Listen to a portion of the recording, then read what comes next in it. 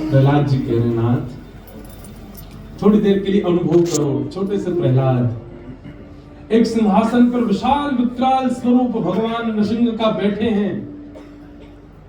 एक शेर का स्वरूप है और जो शेर के ऐसे बाल होते हैं चारों ओर, उन पे हिरण्यकश्यप का पेट विदीर्ण किया तो खून के छींटे उछल करके भगवान के मुख पर लग चुके हैं। अंतड़ियां गले में पहन रखी है। भयावह स्वरूप है नृसिंह भगवान का। और सामने अति कोमल भक्त खड़ा है।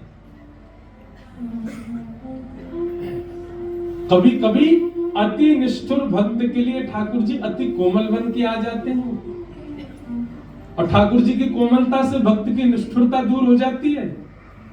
लेकिन जब ठाकुर जी इतने निष्ठुर रूप धारण करते हैं तो फिर भक्त को ही कोमल होना पड़ता है। आपको पता है निष्ठुरता और कोमलता का बड़ा प्रिय संबंध है। भौरा इतनी सामर्थ्य रखता है कि वो लकड़ी में भी छेद कर देता है, परंतु वही भौरा जब कमल में जाकर के बैठता है और रात्रि में कमल जब अपने पंखुड़ियों को बंद कर देता है, पूर्ण सामर्थ्यवान होते हुए भी भौरा कमल में छेद नहीं करता। क्यों? क्योंकि कमल से प्रेम करता है। तो कभी कभी भौरे के उसी में प्राण चले जाते हैं। वे सर्व सामर्थ्यवान होते हुए भी कमल से छेद करके बाहर नहीं आता। ठाकुर जी कितने भी निष्ठुर हो जाए, वैसे तो निष्ठुर है नहीं, पर राक्षसों के लिए भले निष्ठुर बन के आए, भक्त की कोमलता ठाकुर जी को पिघला देती है।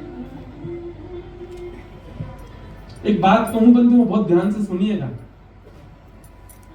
हम सब सेवा करते हैं और हम सबकी सेवा के ठाकुर जी कहीं ना कहीं स्पर्श में हमको स्थूल लगते हैं, थोड़े कठोर लगते हैं। तब मन में चिंता नहीं होती कि हमारी तरह क्यों नहीं है ठाकुर जी की त्वचा। एक बात सत्य मानिएगा, ठाकुर जी निष्ठुर होकर के इसलिए बैठे हैं, वो हमको चैलेंज करते हैं। तेरे प्रेम में सामर्थ हो, तेरे भाव में सामर्थ हो, तो मुझको सचल बना के दिखा। तो मेरे मेरे मेरे स्वरूप को चैतन्य अनुभव करके दिखा। तो मैं अगर सामर्थ हो तो ठाकुर जी चैलेंज दे रखे हैं हमको कि मैं तो लड्डू गोपाल नहीं हूं, तेरे तो मैं सामर्थ हो तो मैं खड़ा करके दिखाते। मैं तो मुरली मनोहर ठाकुर हूं, तो मैं सामर्थ हो तो मैं बैठा के दिखा दे। उड़ीसा में अब देखो ऐसे मेरे को आते रहते हैं चरित्र, अब नहीं बोलूं तो फिर मन होता क्यों नहीं कहा, और कह दूं तो फिर कथा पीछे रह जाए। उड़ीसा में एक भक्त हुए, चैतन्य महाप्रभु के परम भक्त। बहुत ध्यान से सुनना। तो वे एक बार कथा कह रहे थे व्यास मंच पर बैठ करके, और श्री महाप्रभु चैतन्य महाप्रभु सामने बैठ करके कथा सुन रहे थे। तो कथा में ध्रुव चरित्र आया और ध्रुव चरित्र सुनाते हुए उन्होंने कहा कि ध्रुव जी के हृदय से जैसे भगवान अंतर ध्यान हुए, भगवान व्याकुल हो गए। ध्रुव जी की व्याकुलता का जैसे वर्णन किया तो सामने बैठे चैतन्य महाप्रभु को पता नहीं क्या लगा, उनको स्वयं में ध्रुव का आभास होने लगा और वो ध्रुव के भांति ऐसे खोजने लगे, हे नाथ आप कहां चले गए, हे नाथ आप। महाप्रभु जी कथा सुनते सुनते उस कथा में ही रम गए और ढूंढते ढूंढते महाप्रभु जी ने पृथ्वी को खोद दिया।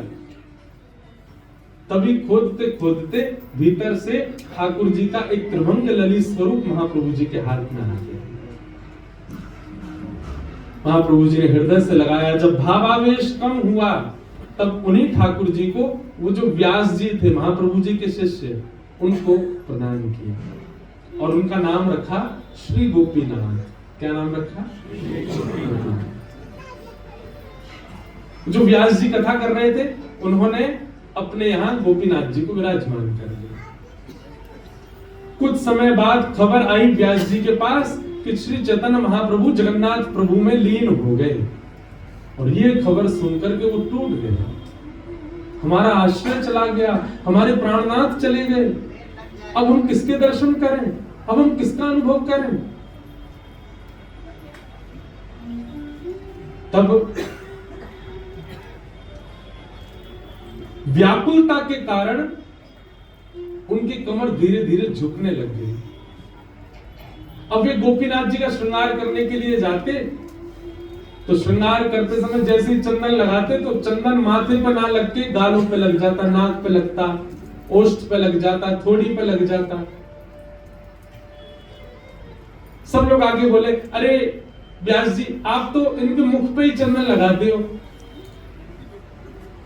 उन्होंने मन में विचार किया कि अब सेवा मुझसे हो नहीं पाती, मैं किसी पुजारी को नियुक्त कर देता हूं ठाकुर जी के लिए। और उन्होंने एक पुजारी नियुक्त कर दिया। एक दिन की सेवा एक अन्य पुजारी ने की। ठाकुर जी का खूब बढ़िया श्रृंगार हुआ, खूब बढ़िया सब साज सजे, चंदन भी आज माथे पे लगा। उनकी कमर झुक गई थी, बेचारे नीचे से देख रहे थे, वाह ठाकुर जी बहुत दिनों बाद आपको श्रृंगार बहुत बढ़िया भयो। रात्रि में जैसे ही सोए ठाकुर जी रोते हुए स्वप्न में आ गए और कहने लगे, हम तोते सेवा करावे के लिए प्रकट भये, हम तोते सेवा करावे के काजे बैठे और तुमने दूसरों पुजारी धर दियो मेरे काजे। बोले जय जय, मेरी कमर झुक गई, मैं आपको चंदन ना लगा पाऊं, मेरा हाथ ऊपर ना आ पावे, मैं कैसे सेवा करूं? अब बढ़िया श्रृंगार करता रहो पुजारी आपको। ठाकुर जी बोले, मोए ना पता, चाहे नाक पे लगाओ, चाहे ठोड़ी पे लगाओ, चाहे मुंह पे लगाओ, चंदन चाहे जहां लगाओ, श्रृंगार आप ही करेंगे। और दूसरे दिन ठाकुर जी के हट मान करके जब वे स्वयं श्रृंगार में गए, जैसे ही प्रवेश किया तो क्या देखा, त्रिभंग ललित श्याम सुंदर जो खड़े हैं गोपीनाथ, वो घुटने के बल बैठ गए और हमारी आपकी तरह सुख आसन में बैठ करके ऐसे बैठ गए और बोले, अब मैं तुम्हारे बराबर कह दो, अब तुम्हें श्रृंगार करोगे। और ठाकुर जी को नाम बदल गए, ठाकुर जी को नाम है तो टोटा गोपीनाथ। बोलो टोटा गोपीनाथ।